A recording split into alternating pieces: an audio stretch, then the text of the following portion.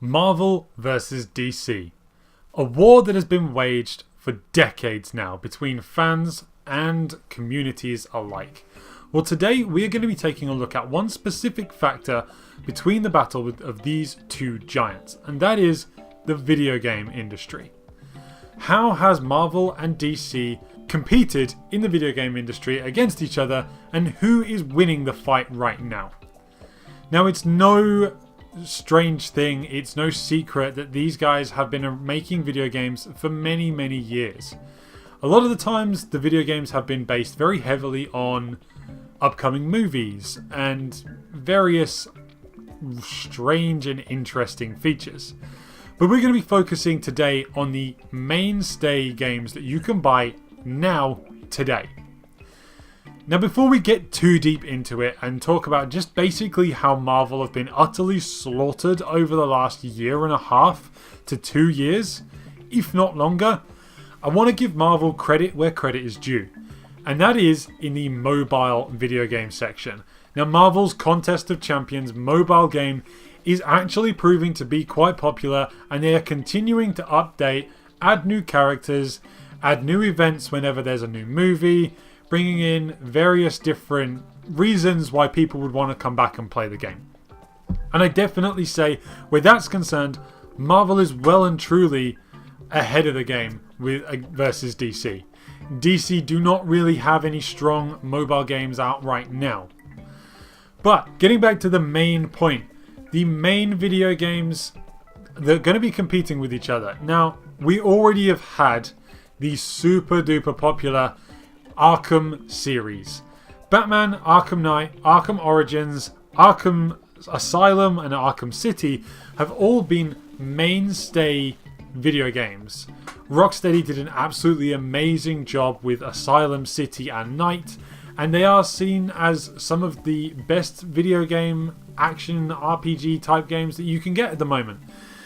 And people are loving the game so much that there are still rumours circulating around the idea that they're going to be doing yet another sequel. So Marvel really haven't had anything like that come out recently. The most we've got is the anticipation and all of our hopes and prayers sat on the Spider-Man PS4 exclusive game that is coming out later this year from Insomniac Games. From what we've seen from gameplay footage so far, it's looking incredibly promising, like this could be Marvel's answer to the Arkham series. Can this Spider-Man game actually deliver on what we've always wanted from a Marvel game? Not some lukewarm attempt at a movie-based video game. This is a straight-up Spider-Man game built from the ground up with its own narrative, with its own story. Similar to how Batman and Rocksteady did with the Arkham series. They took the concept of Batman, they took the concept of the Joker and the various different villains within the Batman universe and mythos, and built an entirely separate story from anything else that was going on in the world of comics and the world of the live action movies. The Arkham series was its own entity, and it did things its own way, and it really pioneered the way for superhero video games to come. So a lot of our hopes and prayers in this case are waged very heavily on whether or not this Spider-Man game can actually perform the way that they are hoping that it will do. So in terms of this battle, in the open world RPG type style single player games, DC are slaughtering. And then we have the second aspect, and this one is the biggest aspect that I want to speak on. And this aspect is fighting games. Now, DC and Marvel fighting games have been around for years, right? Marvel versus Capcom, X-Men versus Street Fighter. Then we had Mortal Kombat versus DC Heroes. We've now got Injustice, and we've got just this plethora of amazing games that have come out that have paved the way for the games we have now. Now, what we have now is an incredibly popular and incredibly well done DC fighting game in Injustice 2. Injustice 2 is created by NetherRealm Studios. These are the guys that bring us Mortal Kombat. So these guys know fighting games. They do it all day long. This is their job. And they've done a really great job of introducing new characters, keeping the player base high, keeping people interested in carrying on playing the games. They've actually even brought in characters that aren't even from DC Comics as DLC characters. I mean, we recently had Hellboy, we've had Sub-Zero from Mortal Kombat, and we've actually very recently, the very final DLC characters that they've introduced were the Teenage Mutant Ninja Turtles. Now, the fact that this DLC has continued on throughout its release, we have got reason to come back and play the game. We have solid enough move styles, easy yet difficult combos, great looking super moves, and this gear set where you can level up your characters and make them look different and customize them is just really what everything's been building towards to get a great DC fighting game. Now, on the other hand, we have Marvel vs. Capcom Infinite, a game that has performed so poorly that EVO, the big fighting game tournament of every year, has chosen not to have Marvel vs. Capcom Infinite as a main stage event. Yes, it may have side events at EVO, but it's not a main stage game.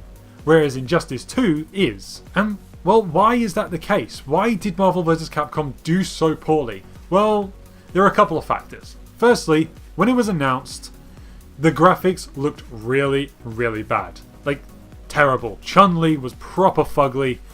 We knew we weren't getting characters like the X-Men and Fantastic Four due to Marvel trying to basically sabotage their own products due to 20th Century Fox having the live action movie rights. And the impending announcement of Dragon Ball FighterZ really put that final nail in the coffin for Marvel vs. Capcom. It was dead in the water before it even got a chance. Now, the proof is in the pudding with sales numbers. DC's Injustice 2, in its first 3 months of sales, sold over 1.5 million copies.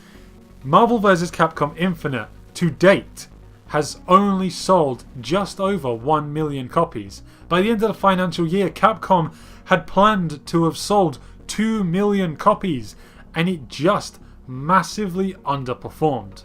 And the problem is, when a game underperforms, a game that is based around the ability to go online and play against other players, and the player base keeps dwindling, and more people are dropping off, it becomes harder and harder to want to keep playing.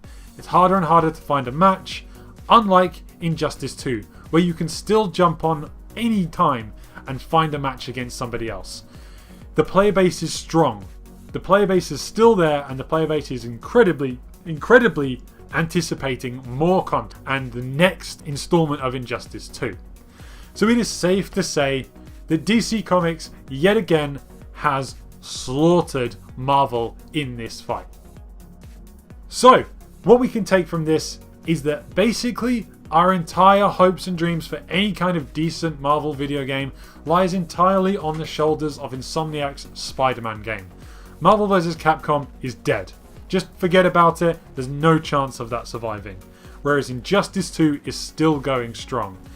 We are potentially on the lookout of even more potential Arkham installments, which will be amazing and will potentially create a great battle between the Batman and the Spider-Man games that I'm really looking forward to.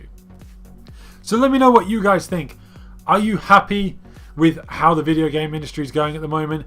Are you really wishing that Marvel had managed to do more? Are you unhappy that I think that DC is actually killing it with regards to this battle between the two? Or do you just straight up not care between the fight between the two and just want to see great games? Sound off in the comments below.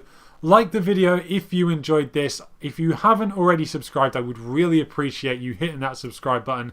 It really shows your support to me. And we will see you guys next time.